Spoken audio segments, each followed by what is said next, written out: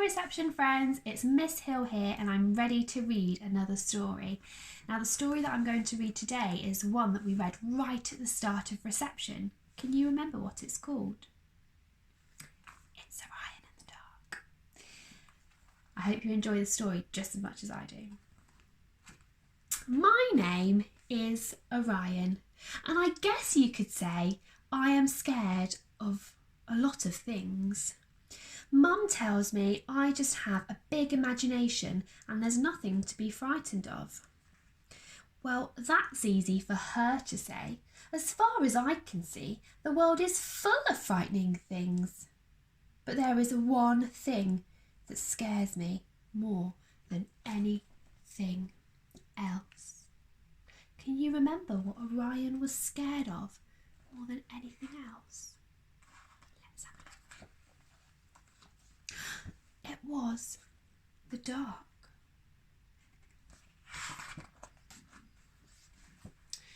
Of course, I've tried all kinds of things to solve the problem. I tried inventing an everlasting light bulb, eating lots of carrots, dressing up as an owl. Everyone knows that owls can see in the dark. Painting my room with neon paint, buying night vision goggles, starting a protest. I even tried to capture the sun. But nothing ever works. And before I know it, it's bedtime again. Good night, Orion. Good night, Mum. I hate bedtime. The night that changed everything began like any other. I kept an eye out for monsters. I kept an ear out for scary noises. But as it got darker and darker and darker, I couldn't take it anymore. I've had enough of you, dark. I wish you and your scary sounds, your murky monsters and your pitch blackness would just go away.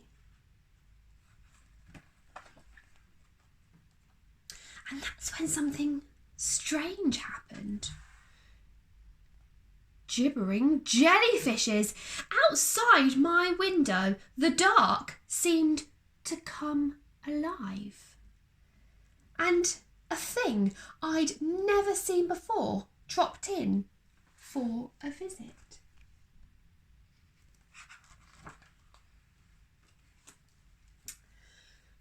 I was feeling more scared than ever before, even more than when I went to the seaside dog show with Gran.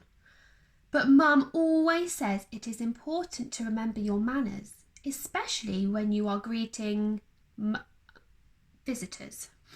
So I said, hello, I'm Orion, and offered to shake his hand.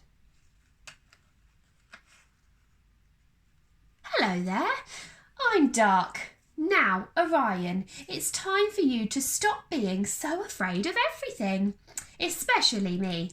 Let's go on an adventure.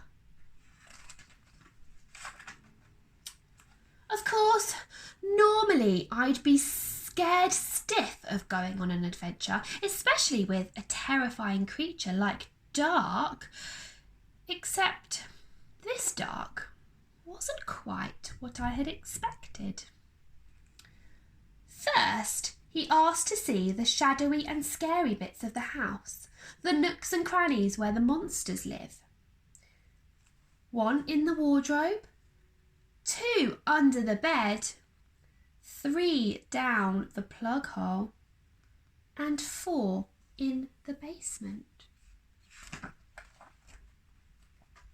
And you won't believe this, but some of the darkest places turned out to be the most fun.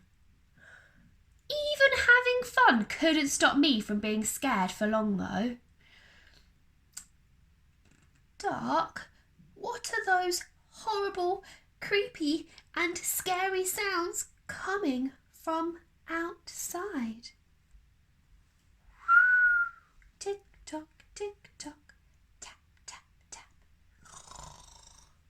Shh.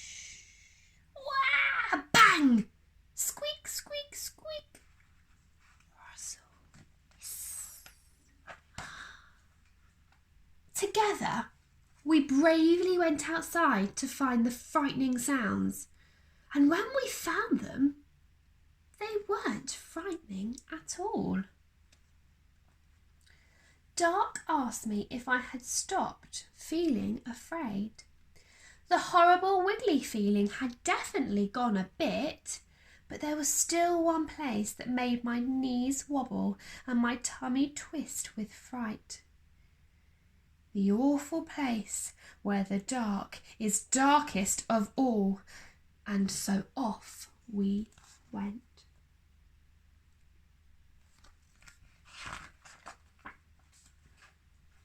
On one last adventure, all the way up into the night sky. There, in the darkest place of all, suddenly I knew. When I stopped worrying about being scared, dark could be fun, and dark could be interesting, and dark could be magical. And most of all, dark could be my friend. And nobody, not even me, is scared of their best friend.